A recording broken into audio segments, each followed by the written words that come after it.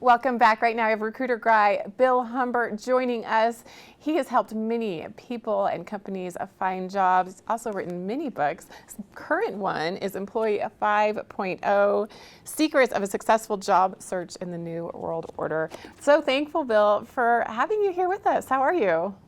Good morning, Christine. Hey, I'm on location at my high school alma mater, DeMatha Catholic High School. So I'm really excited to be here today.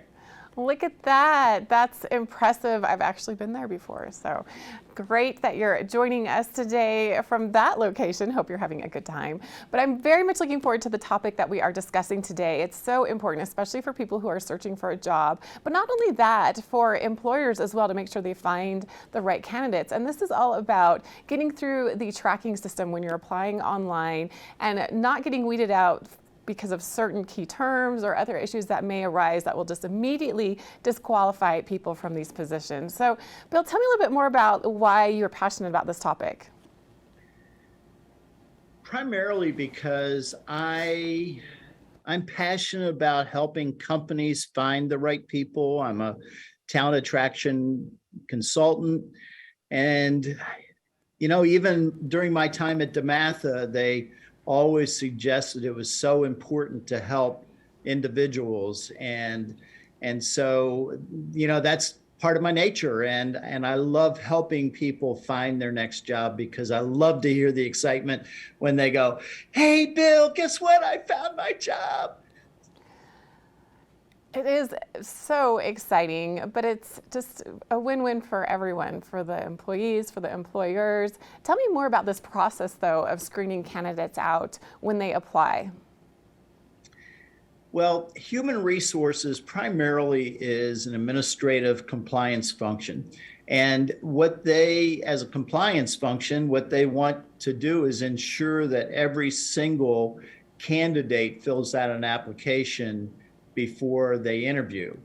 Now, my feeling is, as a talent attraction consultant, they should wait until after there's interest on both sides. But that's the way they do it. And the problem is most job descriptions are not written very well. So the job description is used as a keyword match to a person's resume. And if the resume does not have the right keywords in it, the candidate will be passed over.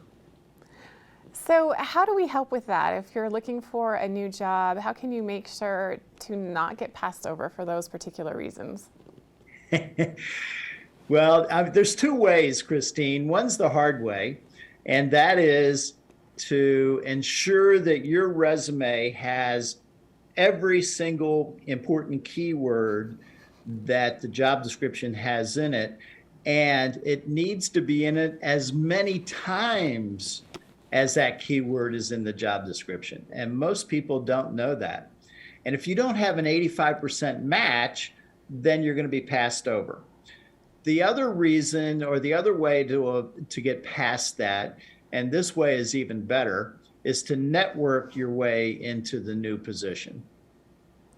Which I want to ask you about that networking piece in just a moment. Before we get there, you're primarily talking about the job description, making sure those words are included in the resume. So not so much qualifications. There's always required qualifications and then the hopeful qualifications when you're looking at a job online. Is that not as important? Those qualifications, your background is important. No matter what your background is, your background is important in your search because you want to ensure from your perspective that the job that you're going to go into is going to be one that's interesting to you, number one.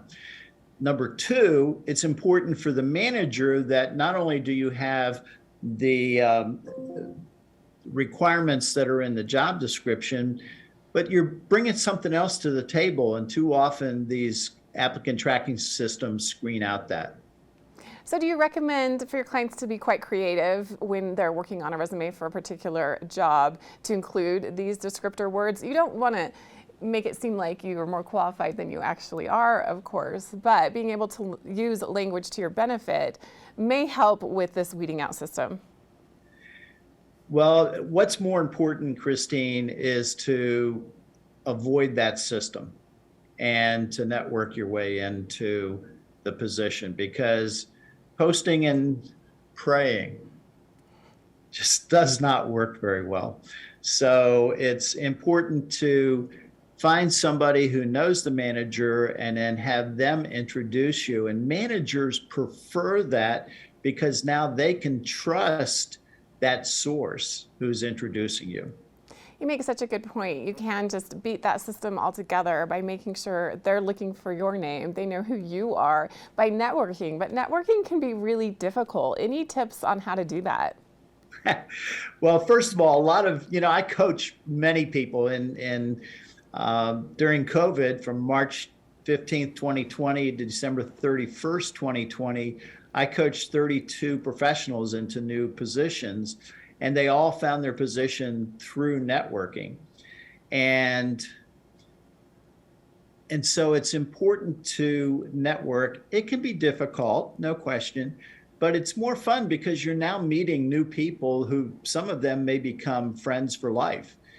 I've had people say to me, yeah, I don't know how to network, Bill. And I say, you're being silly. And they go, why? And I say, you've been networking your entire life. When you were 3 years old and somebody walked past you with an ice cream cone, what happened? Where'd you get that? That's networking. That's such a good point. You're right. We've been doing it our whole lives. We just need to kind of redefine it and rethink it. So as far as networking, as we round out this conversation, why does this help so much when looking for a job? Well, first of all, when you're networking, you're not screened out for artificial reasons. That's the important thing. And more importantly, you are screened into the position. And managers want to find top performers. And when someone is referred to them as a top performer, they're going to talk to them. And then they're going to say to HR later on, hey, I want to interview this guy in person, so let's bring him in. And if that person's a manager, is HR going to say, no, you can't bring them in, they haven't filled out an application yet? No. And I'm curious more about your book. I've heard some rumors that it's having an incredible summer. Both of my books are. That's my second book. My third book is Expect Success, The Science of the Over 50 Career Search. And that book, both of them are really having a great summer. And I'm expecting that, if we end up in a recession, which I hope we don't do, but if we end up in a recession, then there's going to be more people that can be helped by both books.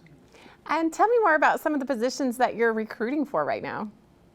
I'm recruiting for a really cool position. The company is Defensify Training. It's a tiny company, and they provide training courses for companies that are physical security companies. So training courses for security guards. And there are 22 states in the United States who require a certification. And so Defensify Training is selling to security companies in those states, and we're looking for a really sharp salesperson who wants to get out there, meet those people, and show them why they should buy that training from Defensify Training. Oh, you're always busy doing great things. Bill, what is the best way to find out more from you, to talk with you about these things, and be able to track everything you're doing?